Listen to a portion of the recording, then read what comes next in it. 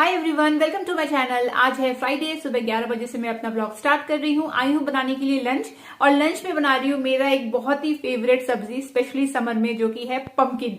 तो पंपकिन की सब्जी, साथ में राइस, और बना लेती हूँ मैं दाल। तो ये मेरे को बहुत अच्छा कॉम्बिनेशन लगता है समर में खाने के लिए, और बहुत जल्दी भी बन जाता है। तो कुकिंग जो जल्दी बन जाए, टेस्टी हो, हेल्दी हो, और क्या चाहिए, है कि नहीं। चलिए फटाफट स्टार्ट करते हैं।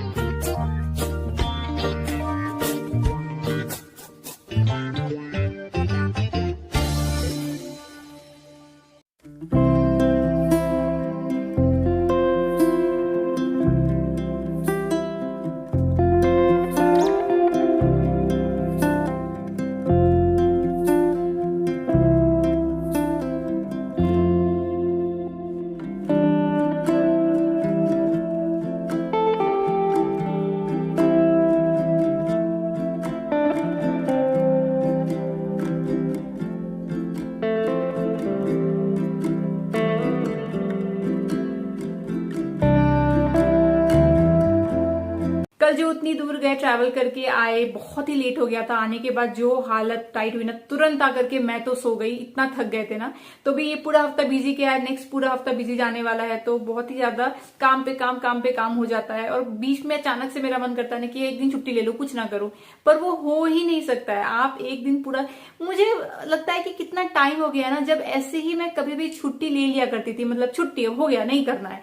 इनफैक्ट जब मैं कॉलेज जाती थी शादी के बाद, उस टाइम पे भी मेरा लाइफ ऐसा ही बिजी था कि मेरे को बस वीकेंड मिलेगा और मुझे बिल्कुल टाइम मिलेगा नहीं। तो एक के बाद काम काम काम, बिजी बिजी बिजी। उसके बाद थोड़ा थोड़ा हुआ था जब यहाँ पे शिफ्ट हुए थे, क्योंकि मेरा कुछ भी कॉलेज का काम था नहीं और मैंने काम लेना भी कम कर दिया था। तो थोड़ा सा पेस स्लो हो गया था। उसके बाद फिर से लॉकडाउन में थोड़ा स्लो हुआ था। पर अब ऐसा हो गया है ना कि अगेन मन करता है कि छुट्टी ले लूं, एक दिन कुछ ना करूं। और ये मेरे अंदर ना, मुझे लगता है बहुत खराब आदत है। मतलब अचानक से काम काम करते करते करते ना, मुझे लगेगा बस अब इसको बंद कर दिया जाए, एक दिन कुछ भी ना करूं, एकदम खाली हो जाए दिमाग। और वो हो सकता है नहीं होता। मुझे थोड़ी थोड़ी सी इरिटेशन होनी शुरू हो जाती है कि अरे कब छुट्टी मिलेगा। इसके ऊपर ना ये वुडन स्पैचुला रखने का फायदा देखिए, ये स्पिल नहीं होने वाला। स्पैचुला रखने से ना कितना भी हो जाए ये उभरेगा नहीं। पर ये सिर्फ पानी पे चलता है। अगर यहाँ पे मिल्क बॉईल कर रहे हो और स्पैचुला रख दिया हो तो मिल्क उबर जाता है। पर अगर आप पानी बॉईल कर रहे हो, राइस बना रहे हो ना, तो भले आप फुल स्पीड में बनाओ, फिर भी आप ऐसे करके रख दो स्पैचुला और ये बाहर नहीं आता। ये बहुत अच्छा हैक है। देखिए मैं अभी काफी फुल पे बना रही हूँ और फिर भी बाहर बिल्कुल पानी नहीं आएगा। तो आप निश्चिंत होकर जा सकते हैं किचन से, और ये आपको बचाता रहेगा। तो ये सबसे अच्छा हैक है और मैं रोज यूज करती हूँ।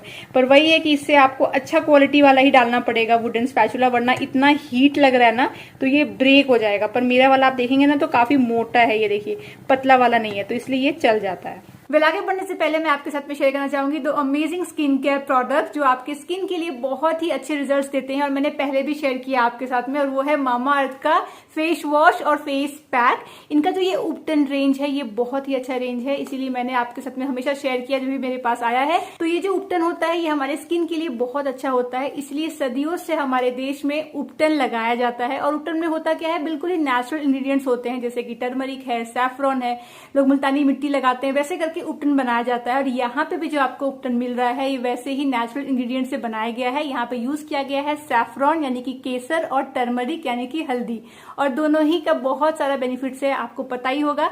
तो बेसिकली आपको यहाँ पे बहुत इजीली मिल जाता है ये उपटन बना बनाया। तो आपको ज्यादा टाइम में स्पेंड नहीं करना है कि आप खुद से घोले और बनाए, डायरेक्टली वैसे अपनी स्किन पे अप्लाई कर सकते हो। और मामाअर्थ के सारे ही प्रोडक्ट्स जो होते हैं वो नेचुरल इंग्रेडिएंट से बने होते हैं। इसमें हार्मफुल टॉक्सिन्स का, केमिकल्स का ये लोग इस्तेमाल बिल्कुल नहीं करते हैं। ये प्रोडक्ट्स को कैसे आपको इस्तेमाल करना है और इसके क्या क्या बेनिफिट्स है, चलिए मैं क्विकली आपको बताती हूँ। ये है मामाअर्थ का उपटन फेस वॉश। इसमें है walnut beads, saffron extracts, carrot seed oil और टर्मरिक। ये आपके स्किन को लाइटन करता है, मॉइस्चर को रिटेन करता है, साइंस ऑफ एजिंग को रिड्यूस करता है, सनटैन को रिमूव करके आपको देता है एक brighten skin tone face mask. इसमें है सैफरॉन, टर्मरिक, एप्रिकॉट और कुकुम्बर एक्सट्रैक्ट। तो ये रिड्यूस करता है साइंस ऑफ एजिंग को और आपके स्किन को लाइटन करता है और ब्राइटन करता है, और साथ में आपको देता है एक ग्लोइंग स्किन। तो देखा इससे कितने सारे बेनिफिट्स हैं। तो अगर आपको खुद के लिए परचेस करना है तो लिंक डिस्क्रिप्शन बॉक्स में दिया रहेगा। अगर आप इसे खरीदते हैं मामाअर्थ के वेबसाइट से तो वहां पे कूपन कोड जरूर लगाइएगा, दामनी 2021। इससे आपको फ्लैट 20% का डिस्काउंट मिल जाएगा। वैसे ये और भी प्लेटफॉर्म्स में आपको मिल जाता है।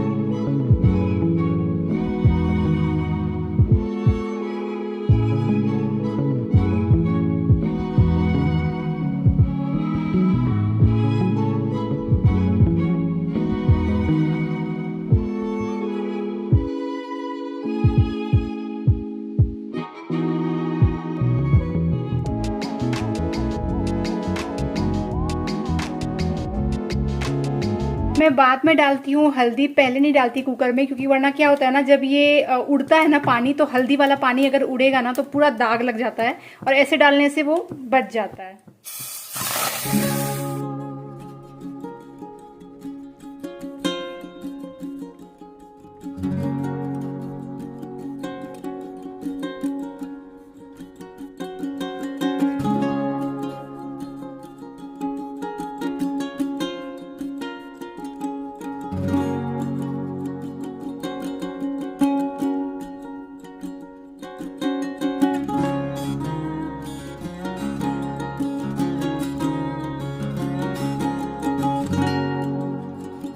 वो स्विच ठीक करवाया हमने कॉल बेल का, वो भी खराब हो गया था, और छोटा सा काम बोली इलेक्ट्रिशियन को तो वो लोग आते नहीं है, तो कब से बोल के रखा था कि ठीक कर दो ठीक कर दो, तो आज उसने मोहरा निकाला, ठीक किया। और मैं अभी अपने बाल देख देख के उदास हो रही थी, इसलिए आपको ऐसे बाल दिख रहे हैं। मैंने कोना कोना देख रही थी रोशनी में, जो ग्रे हेयर हो रहे थे ना मेरे, मुझे लगा थोड़े से बढ़ गए मेरे ग्रे हेयर। तो कल क्या हुआ ना, कल मेरे बालों पे थोड़ा सा पेंट गिर गया था, परसों जब मैं पेंट करी थी कुछ, तो उसके ग्रे ग्रे दिख रहे थे मुझे, तो वो तो मैंने निकाला तो निकल गया, पर उसके अलावा भी ग्रे, ऐसा नहीं है कि पेंट ही था, बाकी भी ग्रे हेयर है। तो अभी वो जो मैं आंवला वाला कर रही थी ना, आंवला और करी पत्ता का जो तेल लगा रही थी, वो मैं लगा रही हूँ। मेरे बाल ना वैसे बहुत सॉफ्ट है, अगर आप टच करोगे ना तो बाल बहुत सॉफ्ट हैं, बाल मेरे अब उतने ज्यादा गिरते भी नहीं है, तो ओवरऑल मुझे हेल्दी हेयर है मुझे लगता है। पर पता नहीं ये प्रीमेच्योर ग्रेइंग क्यों हो रही है, तो मैं सोच रही हूँ या तो मैं अपने होम्योपैथी डॉक्टर से दिखा लूँ, क्योंकि मैं जनरली उनके पास ही जाती हूँ, मुझे कुछ भी ट्रीटमेंट करवाना रहता है तो मैंने हमेशा उनके पास ही मैं गई हूँ। तो मैं सोच रही हूँ पहले उनसे बात कर लूँ, अगर वहां से मुझे कुछ नहीं असर होता है, मैं 3-4 महीना करके देखती हूँ कुछ दवाई, अदरवाइज मैं जो हेयर क्लिनिक होता है, ऐसे कुछ कुछ मतलब क्लिनिक नहीं, मतलब प्रॉपर जो डॉक्टर होते हैं ना, तो उनके पास जा करके, ऐसे कोई वो सब नहीं जो होता है ना काया वाया वैसा वाला स्किन क्लिनिक या फिर हेयर क्लिनिक नहीं, नॉर्मल डॉक्टर जो होते हैं उनके पास जाके मैं वरना दिखवा लूंगी कि क्या रीजन है। और अगर कहीं से भी कुछ ठीक नहीं हुआ तो कोई दिक्कत नहीं है, मैं कलर करवा लूंगी अच्छा वाला, मतलब ग्रे ही तो हो रहा है, क्या तकलीफ है कि नहीं, तो मैं कलर ही करवा लूंगी। 15 minutes later. मैं अपनी मम्मी को हमेशा बोलती रहती थी कि तुम बेचैन आत्मा हो, तुम ढूंढ ढूंढ के काम करती हो, तुमको शांति से बैठने का होता नहीं है, ऐसे मैं उसको बहुत बोलती थी। और अब देखिए मैं भी उसी कैटेगरी में आ चुकी हूँ, मुझे अचानक से दिख गया है कि जो शैंडलियर है ना उसमें धूल जम गया है, तो जब दिख गया है और मैं कुछ खास अभी कर नहीं रही हूँ तो अभी साफ कर लिया जाए, वरना फिर नॉर्मल जो रूटीन क्लीनिंग होती है उसमें वो होगा नहीं, डीप क्लीनिंग जब होगी तब होगा। तो इससे अच्छा है कि अभी के अभी इस काम को खत्म कर लिया जाए। तो चलिए उसको क्लीन करते हैं। तो मैं भी मम्मी की तरह देखिए ढूंढ ढूंढ के, मुझे भी आराम हराम लग रहा है, देखिए ढूंढ ढूंढ के काम कर रही हूँ, जबकि मैं चाहूं तो अभी इत्मीनान से कुछ और कर सकती हूँ, जैसे टीवी देख सकती हूँ, कुछ भी कर सकती हूँ, लेकिन नहीं, काम ढूंढ लिया मैंने। चलिए बेचैन आत्मा पार्ट 2।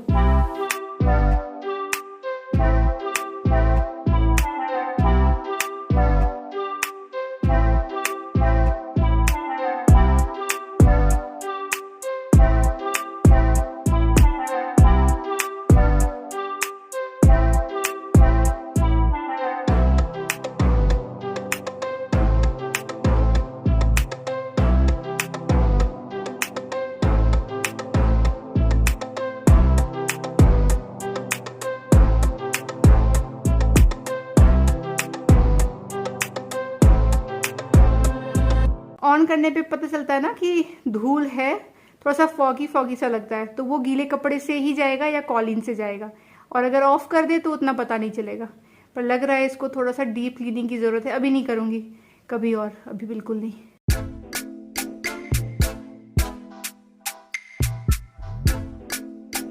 पूरा ये लेकिन रूम में पूरा धूल धूल हो गया, इसमें इतना धूल था ना, पूरा धूल धूल हो गया। ये ना बहुत ही रेयर ऑन करते हैं, और इसको ढूंढने में इतनी मेहनत लगाई थी ना, मुझे एकदम स्टेटमेंट पीस ही चाहिए था, तो मुझे अभी भी याद है मैं कितना जगह ऑनलाइन चेक करती थी, ऑफलाइन चेक करती थी, बहुत बहुत बहुत मेहनत किया, तब जाके मुझे ये लीला पैलेस में एक शॉप में जाकर के मिला। और मतलब लगभग 1 साल आप कह सकते हैं मैंने इसको बहुत ढूंढा था कि मुझे कुछ अलग चाहिए, मुझे कुछ ऐसा चाहिए कि एकदम स्टेटमेंट पीस लगे। और मेरा एक कंडीशन था कि चाहे ऑफ रहे चाहे ऑन रहे, दोनों ही तरीके से वो सुंदर लगना चाहिए। शाम के 5:30 बजे ये कोई टाइम नहीं है ये काम करने का, खुद पे मुझे गुस्सा आ रहा है, I should ignore some things, पर वो मुझे दिख गया, पूरा धूल दिख रहा था, तो मैंने कहा कर लेते हैं, पर करना नहीं चाहिए, कुछ चीजें इग्नोर करनी चाहिए, कितना करेंगे, है कि नहीं। अंगद तो मस्त में इग्नोर करता है, अंगद तो इग्नोर करने में एक्सपर्ट है, मतलब आप कुछ भी वो इग्नोर कर सकता है, मतलब सामने रखा हुआ 2 दिन से ग्लास पड़ा हुआ है वो इग्नोर कर सकता है, प्लेट पड़ी हुई इग्नोर कर सकता है, कपड़े कहीं पड़े छोड़िए नहीं, इट्स नॉट अबाउट अंगद। वरना मेरा जो याद है वो सीरियल था ना सारा भाई वर्सेस सारा भाई, उसमें कैसे माया सारा भाई मोनिशा का कभी भी बुराई कर सकती थी। मेरा और अंगद का वैसा ही रिश्ता है, कभी कभी वो बनता है माया, कभी मैं बनती हूँ माया। मतलब अगर हमें एक दूसरे की चुगली करनी हो, बुराई करनी हो, तो लिस्ट नहीं खत्म होती है, एक के बाद एक शुरू हो जाती है। पर छोड़िए, तो मुझे भी थोड़ा सीखना चाहिए, बट खैर इसलिए अच्छा है कर लिया। करती हूँ तब तो सब कुछ मेंटेन रहता है, जब तक कर सकती हूँ, जब नहीं कर पाऊंगी नहीं होगा तो रहेगा वैसा ही, छोड़ देंगे फिर। चलिए आपके साथ में एक वारदात शेयर करती हूँ, मतलब एक इंसिडेंट शेयर करती हूँ जो हमारे साथ में कल रात को हुआ है। अभी तो बड़ा मुस्कुरा मुस्कुरा के मैं बोल रही हूँ, लेकिन अगर आप कल रात 10 बजे आपने अगर मेरी शक्ल देखी होती ना, तो मेरी शक्ल थी लाल और मेरे हाथ पैर हो गए थे पूरे ठंडे। तो कल जो हम लोग लौट करके आ रहे थे ना वहां से काम करके, तो 10 बजे रात की बात है, रोड पूरा खाली था। अब उतनी रात को ट्रैफिक तो था नहीं, तो हम लोग थे और हमारे आगे एक बस थी, ठीक है। तो और हम लोग के बीच में थोड़ा सा ही डिस्टेंस था, बहुत डिस्टेंस नहीं था। तो बस जा रही, हम लोग मस्त गाना वाना सुन रहे हैं। अचानक से क्या होता है ना, सामने वाली जो बस है ना उसने मारा ब्रेक, और ब्रेक भी उसने ऐसा मारा, इतनी जोर का उसने ब्रेक मारा कि उसकी गाड़ी जो है वो ऐसे राइट साइड में टिल्ट हो गई। और था वहां पे डिवाइडर, मतलब ऑलमोस्ट उसकी जिसका जो बस था ना वो डिवाइडर पे चढ़ने ही वाला था। और जब इतनी जोर से इतना बड़ा बस ब्रेक मारता है ना, तो बड़ी अजीब सी आवाज आती है, जिसकी वजह से बहुत शॉक लगा हमें। और अंगद ने भी जोर से ब्रेक मारा, क्योंकि हम तो पीछे ही थे, और लकीली एकदम सही जगह पे ब्रेक जाकर के लगी। और एकदम से हम लोग सोचने लगे कि हुआ क्या, आखिर क्यों ऐसा ब्रेक मारा, रोड तो पूरा खाली है। फिर हम देखते हैं, इतना मतलब इन नैनो सेकंड्स के लिए बात है कि हम लोग ऐसा सोच रहे, तभी देखते हैं कि अचानक से बस थोड़ा सा पीछे आता है। उसका पता नहीं उसको ये भी ख्याल था कि नहीं कि पीछे कोई और भी है कि क्या है पता नहीं, पर एकदम स्पीड में उसे थोड़ा सा अपने गाड़ी को फिर से बैक किया, बैक करके जोर से, एकदम जोर से फिर से वो बाहर निकल गया। फिर हम देखते हैं जैसे वो आगे जाता है ना, कि 2 बंदे राइट और लेफ्ट से दौड़ के आते हैं, और दौड़ के आने के बाद में तार बिछी हुई है रोड पे, उस तार को समेटने लगते हैं। तब हमें समझ में आया कि एक्चुअली बस ने अचानक से देखा कि कुछ लोग हैं वो तार लगा रहे हैं, रात को करते हैं ना कुछ मेंटेनेंस वर्क वगैरह होता है।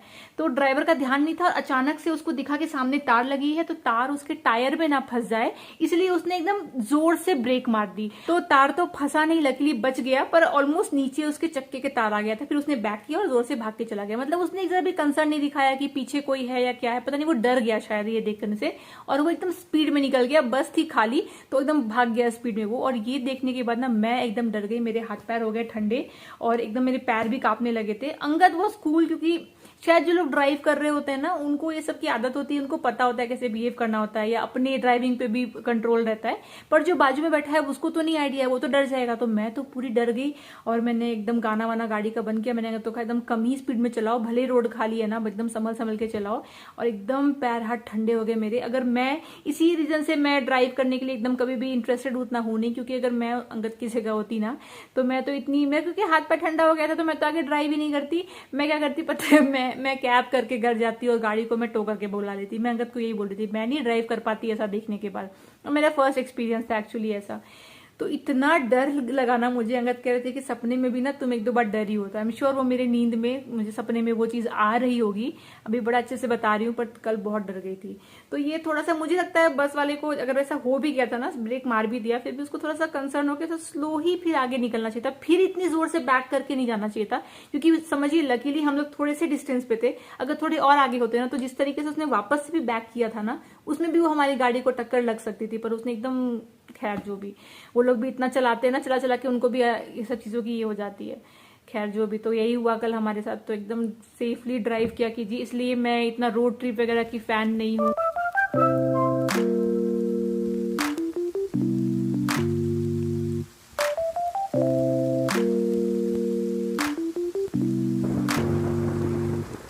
ये मेरे पीछे देख रहे हैं कितनी प्यारी लाइट लगी है, और हमारे ही बाहर लगी हुई है। एक्चुअली नीचे हमारे ग्राउंड फ्लोर पे एक्चुअली वेडिंग है, के लिए सोसाइटी उन्होंने सजाया है, तो ये हमारे ऊपर से नीचे तक जा रहा है, तो हमारे भी सामने हो गया है। सो कितना सुंदर लग रहा है, लाइट जल रहा है, लग रहा है जैसे दिवाली आ गई है। तो मैं तो खुश हो गई लाइट देख करके। मैंने कहा आप लोगों को भी दिखाती हूँ। जा रहे वॉक करने के लिए, तो फिर से मास्क पहन के वॉक करने लगे हैं। केसेस बढ़ गए, पहले बीच में ऐसा नहीं करते थे, अब फिर से मास्क पहनिए, पुराने दिनों की यादें आ रही है।